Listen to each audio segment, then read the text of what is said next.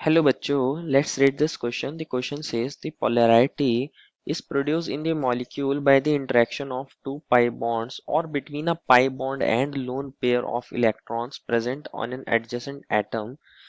The above statement is true for which of the following?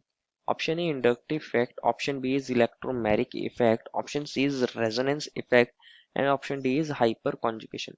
बच्चों में एक statement दी गई है और हमें बताना है कि ये स्टेटमेंट किस कौन से इफेक्ट के लिए हमारी ट्रू होगी, करेक्ट होगी। तो फर्स्ट ऑफ ऑल बात करते हैं इस क्वेश्चन में हमारे की कंसेप्ट के बारे में। की कंसेप्ट क्या होगा बच्चों? हमें बोला गया है हमारी स्टेटमेंट के अंदर कि हमारे पास क्या आ रही है, पोलैरिटी प्रोड्यूस हो रही है by interaction of two pi bonds या फिर pi bond and a lone pair. This is the key concept. ये स्टेटमेंट बहुत इंपॉर्टेंट है बच्चों। तो हमारे पास क्या आ रही है, पोलैरिटी किसकी वजह से आ रही है? या तो आ रही है दो पाई बॉन्ड्स की वजह से, टू पाई बॉन्ड्स, या फिर आ रही है हमारे पास और पाई बॉन्ड और एक लोन पेयर की इंटरेक्शन की वजह से, एंड लोन पेयर, जहां लोन पेयर किसके ऊपर है, किसी एटम के ऊपर है, ऑन एटम या एडजेसेंट एटम के ऊपर है। तो इसको समझते हैं। अब साथ साथ बात करते हैं हमारे पास इंडक्टिव इफेक्ट की, इलेक्ट्रोमैग्नेटिक इफेक्ट की, रेजोनेंस इफेक्ट की एंड हाइपर कॉन्जुगेशन की। बच्चों फर्स्ट ऑफ ऑल बात करते हैं इंडक्टिव इफेक्ट की। बच्चों इंडक्टिव इफेक्ट के अंदर क्या होता है, हमारे पास पोलैरिटी आती है, डेवलप होती है बॉन्ड के अंदर, लेकिन यहाँ पे सिर्फ सिग्मा बॉन्ड इलेक्ट्रॉन्स हमारे पोलराइज होते हैं। कंसिडर करिए मेरे पास CH3Cl है। तो Cl क्या होता है बच्चों, एक हमारे पास ज्यादा इलेक्ट्रोनेगेटिव होता है एज कम्पेयर टू कार्बन। तो यहाँ क्या होता है, एक्चुअल में हम सोचते हैं कि हमारा C और Cl के बीच का बॉन्ड कोवेलेंट बॉन्ड है, ये बात सच है बच्चों। लेकिन एक्चुअल में क्या होता है हमारा Cl बीइंग मोर इलेक्ट्रोनेगेटिव, ये क्या करता है, हमारी इलेक्ट्रॉन डेंसिटी को अपने ऊपर विड्रॉ करता है, इलेक्ट्रॉन डेंसिटी को अपने ऊपर विड्रॉ करता है फ्रॉम C। तो यहाँ हमारे पास Cl के ऊपर स्लाइट नेगेटिव चार्ज आ जाता है और कार्बन के ऊपर स्लाइट पॉजिटिव चार्ज आ जाता है।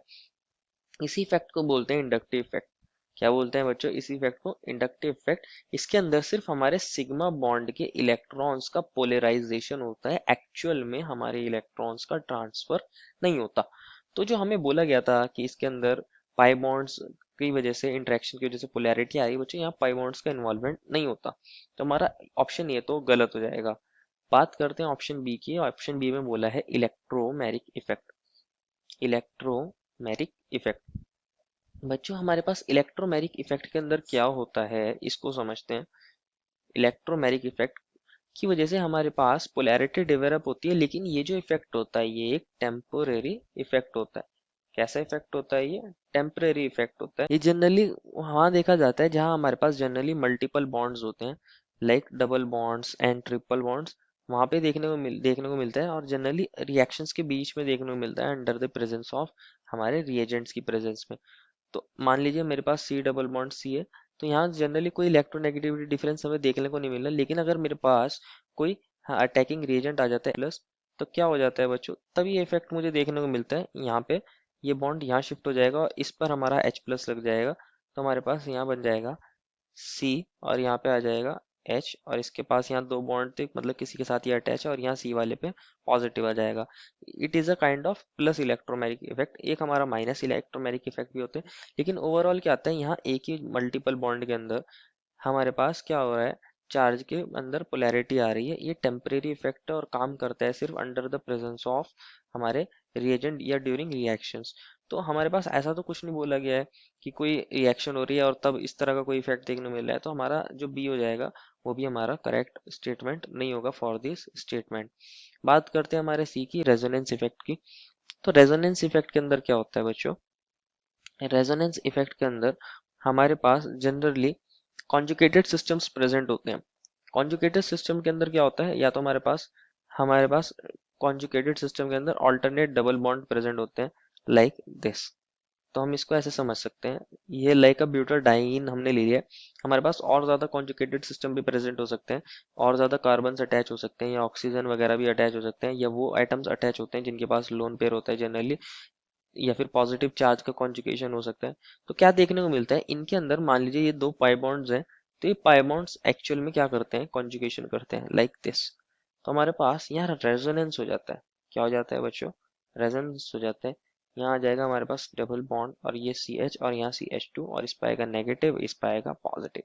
इस टाइप के इफेक्ट को बोलते हैं रेजोनेंस इफेक्ट, जहाँ कम से कम 2 पाई बॉन्ड्स तो हमारे कॉन्जुगेशन में पार्टिसिपेट करने चाहिए। या फिर हमारे यहाँ पे क्या हो सकता है, एक पाई बॉन्ड और एक लोन पेयर भी पार्टिसिपेट कर सकता है। फॉर एग्जांपल ये CH ले लूँ मैं और यहाँ हमारे पास ऑक्सीजन हो और यहाँ हमारे पास मान लीजिए हाइड्रोजन है। ये ऑक्सीजन जो हमारा कॉन्जुगेटेड सिस्टम से अटैच है, इसके पास क्या है, लोन पेयर, ये इजीली अपने इलेक्ट्रॉन्स को डोनेट कर सकता है लाइक दिस। तो क्या देखने को मिलेगा बच्चों, यहाँ रेजोनेंस देखने को मिलेगा। क्या देखने को मिलेगा बच्चों, रेजोनेंस या नेगेटिव, ये CH और डबल बॉन्ड O और इस पे पॉजिटिव या हाइड्रोजन।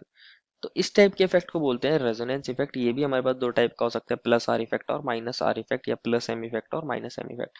तो जब हमें स्टेटमेंट में बोला गया था कि हमारे पास पोलैरिटी डेवलप हो रही है by interaction of two pi bonds या फिर pi bond and a lone pair of electrons on adjacent atom, तो बच्चों ये वाली बात हमारी रेजोनेंस इफेक्ट के अंदर हो रही है।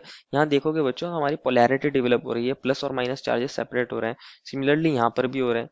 तो यहाँ पोलैरिटी आ रही है due to interaction of two pi bonds या फिर pi bond and a lone pair on adjacent atom. तो ये रेजोनेंस इफेक्ट हमारा स्टेटमेंट को सेटिस्फाई कर रहा है, सी स्टेटमेंट सही है। डी के अंदर बोला गया है हमें हाइपर कॉन्जुगेशन।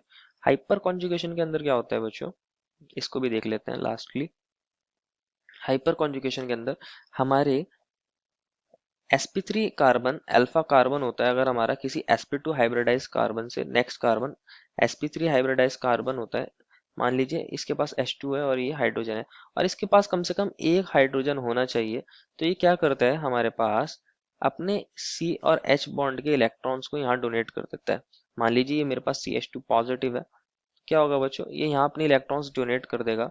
क्या बन जाता है, यहाँ पे एक हाइपर कॉन्जुगेटेड स्ट्रक्चर बन जाता है, ये डबल बॉन्ड, ये CH2 और यहाँ हमारे पास H+। तो मेन चीज क्या है बच्चों, हमारे पास जो अल्फा कार्बन होता है उसके अंदर कार्बन और हाइड्रोजन के सिग्मा इलेक्ट्रॉन्स पार्टिसिपेट करते हैं। कौन से इलेक्ट्रॉन पार्टिसिपेट करते हैं, सिग्मा इलेक्ट्रॉन पार्टिसिपेट करते हैं, जिसकी वजह से हमारा यहाँ पे हाइपर कॉन्जुगेशन देखने को मिलता है। लेकिन क्वेश्चन में हमें पाई इलेक्ट्रॉन्स के बारे में कहा था, पाई बॉन्ड्स के बारे में कहा था, तो डी भी गलत हो जाएगा। देखो final answer is option number C। I hope you understood it well and best of luck.